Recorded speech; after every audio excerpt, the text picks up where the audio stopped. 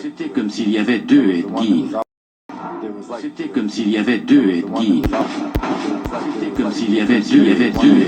C'était comme s'il y avait deux. Celui qu'on côtoyait tous les jours et celui qui déterrait les morts la nuit. Celui qu'on côtoyait tous les jours et celui qui déterrait les morts la nuit. Comme s'il y avait deux Ed Gein. Celui qu'on côtoyait tous les jours, celui qui déterrait les morts la nuit. C'était comme s'il y avait deux Ed Gein. C'était comme s'il y avait deux. Gein a commis des crimes contre les vivants et contre les morts. Les actes pervers de cet esprit dérangé révèlent à cette société bon enfant le démon qu'elle porte en son sein.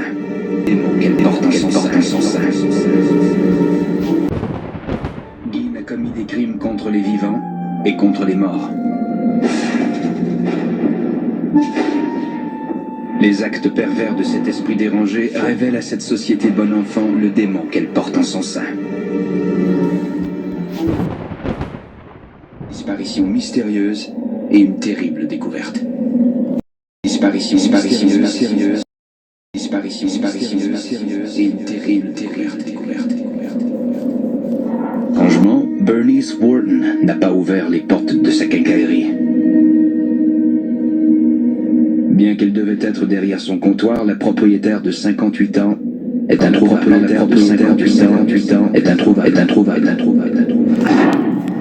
Il y avait du sang sur le plancher. Il a appelé la police, qui a lancé une enquête pour savoir ce qui s'était produit.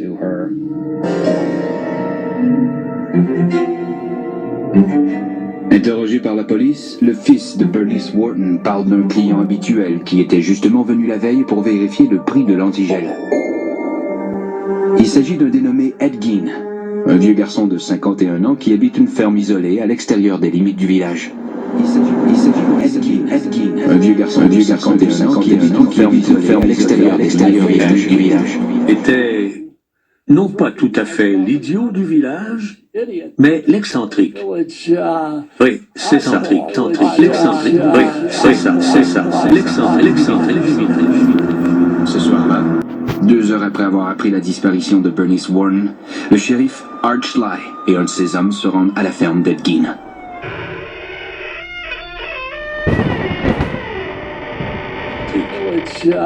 Oui, c'est ça, l'excentrique du village.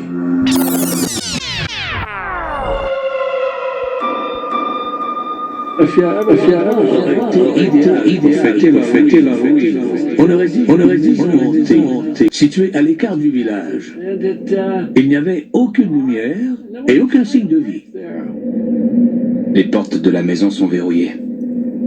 Les policiers décident donc de jeter un coup d'œil dans le hangar à bois. Ils sont entrés avec leurs lampes de poche. Il faisait très noir parce qu'il n'y avait ni lumière ni électricité. Soudain, l'un des policiers a senti quelque chose frôlant son épaule. Il s'est retourné et éclairé la chose. C'était le corps de Bernice Wharton. Elle était pendue par les pieds, elle était décapitée les pieds, décapitée, étripée, comme un chevreuil, pendue par les pieds, décapitée et étripée, comme un chevreuil. Ed Gein est arrêté le soir. Le laissant en cellule à la prison du comté de Waushara, les policiers poursuivent la perquisition. Ils entrent prudemment dans la maison où une scène horrible les attend. Ils se rendent compte que la mutilation du corps de Bernice Wharton n'est que la plus récente horreur commise par Ed Gein.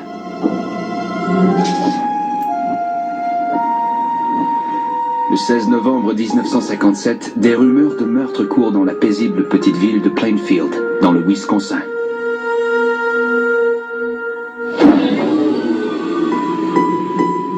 Le corps mutilé et décapité de Bernice Wharton a été découvert le soir même dans un hangar appartenant à un résident de 51 ans, Ed Gein. Gein est emprisonné et les policiers s'apprêtent à entrer dans sa maison pour la première fois. La nuit est froide et noire, et il n'y a pas d'électricité. Les hommes ne disposent que de lanternes et de lampes de poche pour éclairer la scène. Toute la maison de Gein était dans un état de malpropreté dégoûtant. Elle était encombrée de déchets accumulés depuis des années. C'était le chaos total. Le ménage n'avait jamais été fait. La cuisine était sans dessus-dessous. Il y avait de la vaisselle sale partout, des journaux jonchaient le sol, un vrai dépotoir. Les policiers trouvent toutefois beaucoup plus que de la saleté. Des restes humains sont éparpillés un peu partout dans la maison. Des restes humains sont éparpillés partout dans la maison. Les enquêteurs étaient abasourdis et stupéfiés de découvrir une incroyable collection d'objets fabriqués avec des restes humains.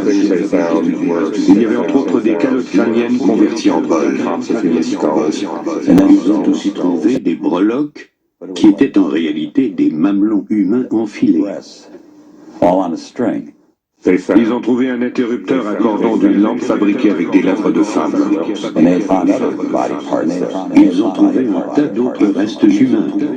Dans ce qui semblait être la salle de séjour, ils ont trouvé des abat-jours et des fauteuils tapissés de lambeaux de peau humaine.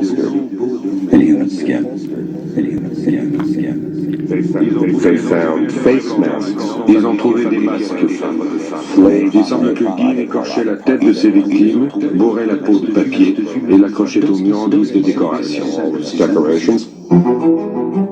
Chaque nouvelle découverte est plus sordide que la précédente. C'est alors qu'un policier trouve un sac de papier.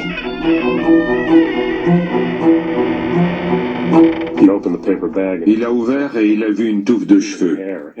Il a avoué plus tard ne pas savoir ce qui l'avait incité à plonger la main dans le sac et en retirer son contenu. Il découvre avec horreur le visage d'une femme. Pire encore, c'est le visage d'une femme que les policiers connaissent. C'est celui de Mary Hogan, la tenancière d'un bar local disparu 3 ans plus tôt.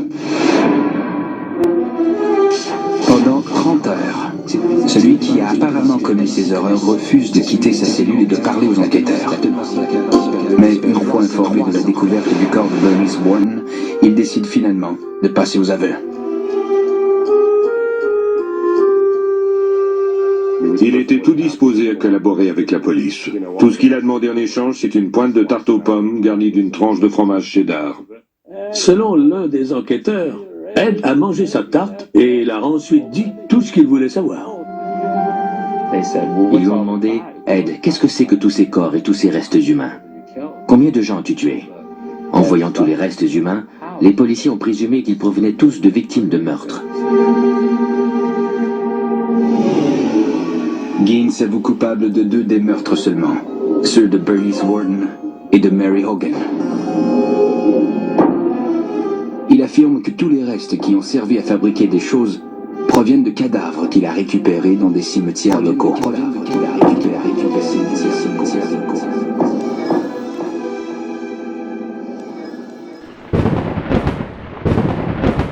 Était fait, il y avait une Bible sur la table de nuit. La chambre était très poussiéreuse et dégageait une odeur de moisi. Le papier peint était de rose défraîchi. On aurait dit un temple consacré à sa mère. Et dégageait de moisi. Le papier était de rose défraîchi. On aurait dit un temple consacré à sa mère. À la suite de son arrestation, Ed Gein est soumis pendant 1 mois à une évaluation psychiatrique ordonnée par la cour. Edward Theodore Gein est le fils d'un propriétaire d'épicerie alcoolique et d'une femme très religieuse et autoritaire.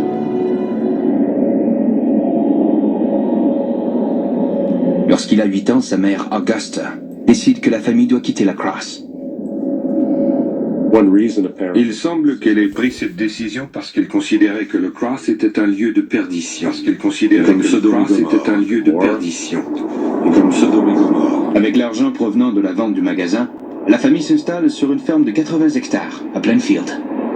La famille s'installe sur 80 hectares à Plainfield. Cet endroit isolé, la dynamique familiale devient de plus en plus étrange.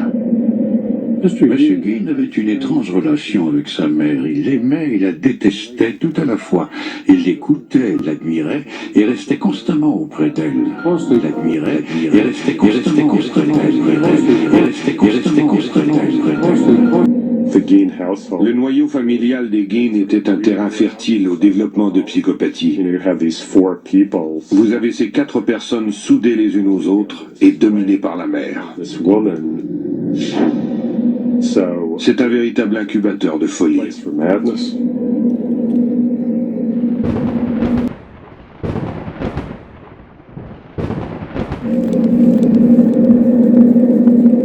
Gein fréquente l'école de 14 ans.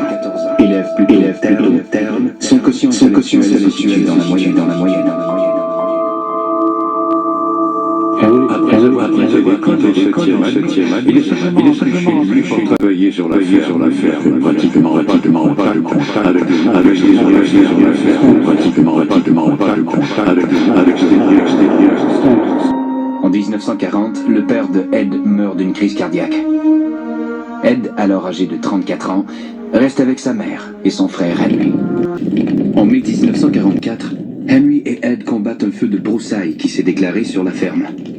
Selon Ed, l'incendie était hors de contrôle et il a perdu son frère de vue. Il s'est présenté à la police pour dire qu'il ne savait pas où se trouvait Henry. Pourtant, il les a menés directement à son cadavre. J'ai entendu des rumeurs selon lesquelles Henry portait des blessures suspectes à la tête. Paralysé, il s'est occupé d'elle inlassablement. Quand sa mère a été malade et qu'elle a été partiellement paralysée, il s'est occupé d'elle inlassablement. Il semble qu'il la vénérait toujours. Quand sa mère a été partiellement paralysée, il s'est occupé d'elle inlassablement. Il semble qu'il la vénérait toujours. Nous ne sommes jamais entrés dans la maison. Il n'était pas l'idiot du village, loin de là. Les ménagères de la ville lui faisaient confiance et lui demandaient de réparer ceci ou cela. Et il répondait toujours « Bien sûr, j'arrive ». Il était très travaillant. Quand vous lui donniez un dollar, il faisait un travail d'un dollar et demi. Il ne l'ennuyait pas. Il faisait correctement.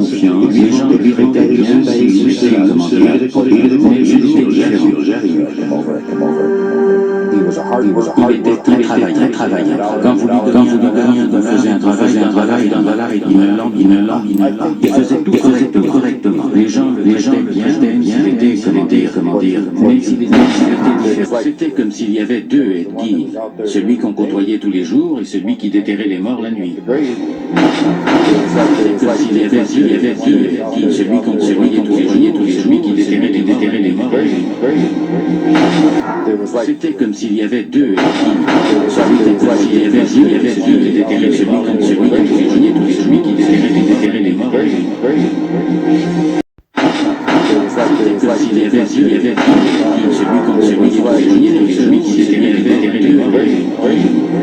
celui qu'on côtoyait tous les jours et celui qui déterrait les morts la nuit.